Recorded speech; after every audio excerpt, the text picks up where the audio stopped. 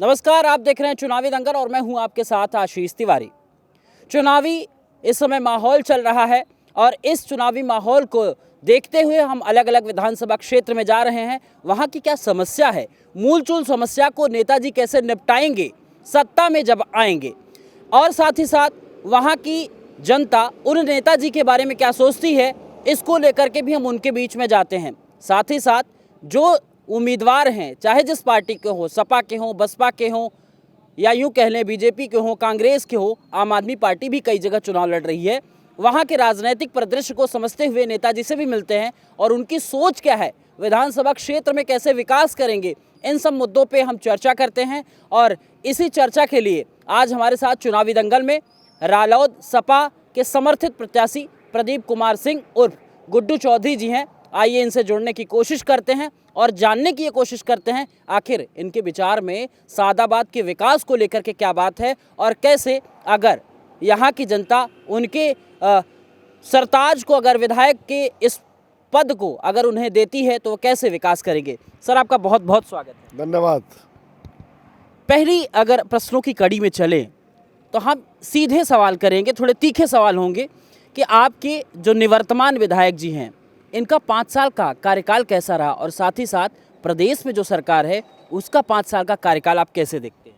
देखिए, वर्तमान विधायक जो भी हमारे सादाबाद में बहुजन समाज पार्टी से चुने गए थे और उसके बाद बहुजन समाज पार्टी की सरकार नहीं बनी, भारतीय जनता पार्टी की सरकार बनी।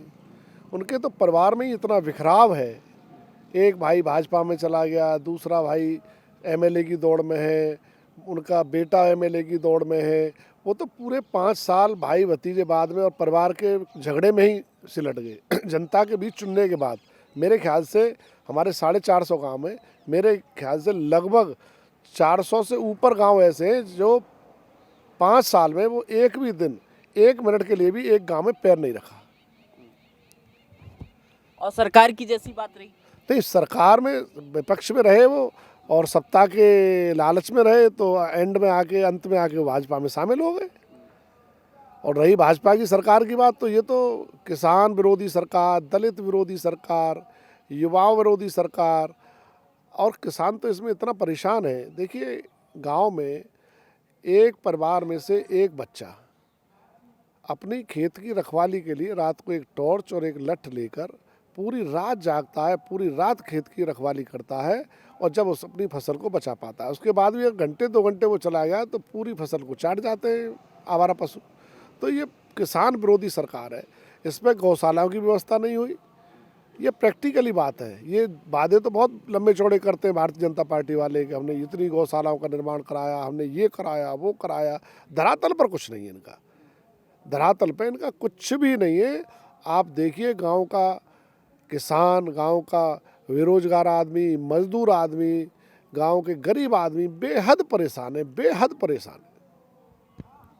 विधानसभा चुनाव चल रहा है, समाजवादी पार्टी से भी कई उनके समर्थित लोग कहते हैं कि विकास पुरुष हैं, बसपा से ब्राह्मण भी लड़ रहे हैं।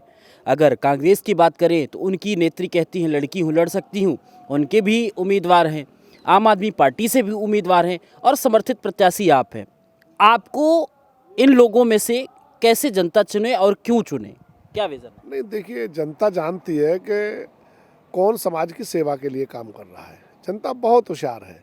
जनता ने पिछली बार धोखा खा लिया है। जनता ने ऐसे आदमी को चुन दिया कि जो अपने आप को विकास पुरुष बताता था हाथरस का, लेकिन वो तो स्वयं के विकास के लिए पूरी 5 साल लगे रहे और यही कारण हुआ कि बसपा छोड़कर वो भाजपा में चले गए, क्योंकि बसपा की सरकार है नहीं। दूसरी बात, ये जनता जान चुकी है, क्षेत्र की जनता, सादाबाद विधानसभा की और हाथरस जिले की जनता जान चुकी है कि मेरा मकसद केवल समाज की सेवा करना है।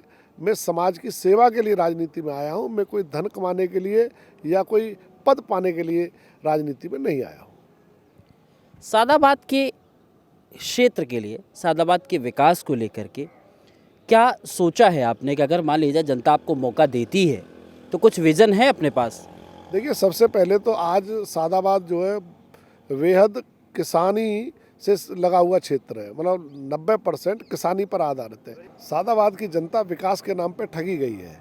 सादाबाद की जनता चाहती है कि हमारे यहाँ जो मेन किसानी का मुद्दा है, और आलू आधारित क्षेत्र है हमारे यहाँ। लगभग 75% ज़मीन पर आलू होता है, सादाबाद और हाथरस की ज़मीन पर।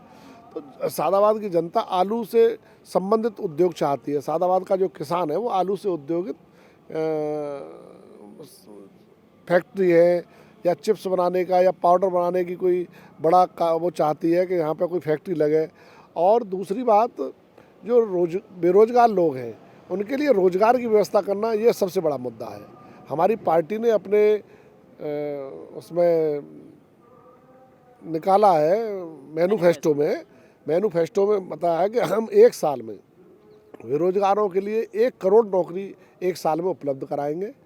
किसानों को बिजली मुफ्त देंगे, पुराना बिजली का बिल माफ़, और अब वर्तमान में जो ट्यूबवेल का बिल है वो हाफ, पुराना जितना है वो सब माफ़ किया जाएगा और वर्तमान बिल है वो आधा किया जाएगा। और गांव में 300 जो गरीब लोग हैं 300 यूनिट तक बिजली फ्री दी जाएगी जलाने वालों के लिए, जो घरेलू बत्ती जिसे बोलते हैं। तो किसानों के लिए, गांव की जनता के लिए हमारी पार्टी, हमारे दल के नेता ने जो मैनिफेस्टो जारी किया है, बहुत सारी घोषणाएं हैं उसमें।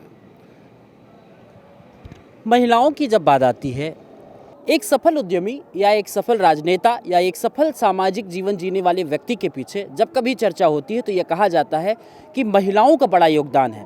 प्रदीप कुमार सिंह क्या सोचते हैं कि महिलाओं के विकास के बारे में, सादाबाद की महिलाओं के विकास के बारे में कुछ विज़न है आपके दिमाग में? नहीं, बिल्कुल है। मैं सबसे पहले तो महिलाओं की, बेटियों की शिक्षा के ऊपर पूरा ध्यान देना चाहता हूँ।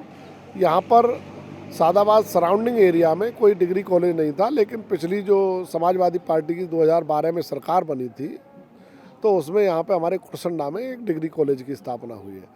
और मेरा उद्देश्य है कि महिलाएं, बेटियां पढ़ें और पढ़ लिख कर आगे बढ़ें। दूसरी सबसे बड़ी महिलाओं की जो समस्या है वो हमारे यहाँ खाने पानी की समस्या है। मैंने देखा है कि पानी लेने के लिए घरेलू महिलाएँ, जिन्हें हाउस वाइफ बोलते हैं, पानी लेने के लिए काफ़ी दूर तक उन्हें जाना पड़ता है और उन्हें काफ़ी दिक्कतों का सामना करना पड़ता है। मेरी सबसे पहली प्राथमिकता होगी कि जिन जिन गांवों में खारे पानी की समस्या है वहाँ पर मीठे पानी की उपलब्धता कराऊंगा। तो महिलाओं के उत्थान के लिए हमारी पार्टी, हमारा दल और व्यक्तिगत रूप से मैं राजनीति, मैंने कहा ना, मैं राजनीति किसी धन कमाने के लिए नहीं कर रहा हूँ, मैं समाज की सेवा के लिए राजनीति करना चाहता हूँ। मेरा पूरा फोकस रहेगा युवाओं के रोजगार पर, महिलाओं के उत्थान पर। तो मैं महिलाओं के उत्थान के लिए, जब मैं, अगर मुझे मौका मिला तो मैं सदन में ये महिलाओं के उत्थान के लिए बहुत सारी बातें करने की कोशिश करूंगा और उनके उत्थान के लिए पूरा भरसक प्रयास करूंगा। ये थे हमारे साथ रालोद सपा के समर्थित प्रत्याशी प्रदीप कुमार सिंह उर्फ गुड्डू चौधरी जी।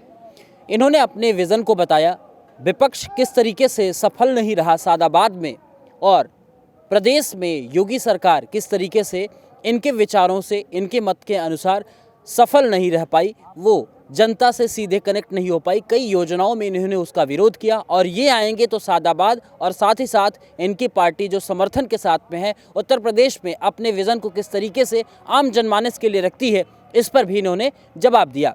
बहरहाल आज के चुनावी दंगल में बस इतना ही। और भी क्षेत्र में जाएंगे, राजनीतिक परिप्रेक्ष्य में राजनेताओं से चर्चा करेंगे, आखिर नेता नगरी में चल क्या रहा है, कैसे लोग और क्यों मतदान करेंगे।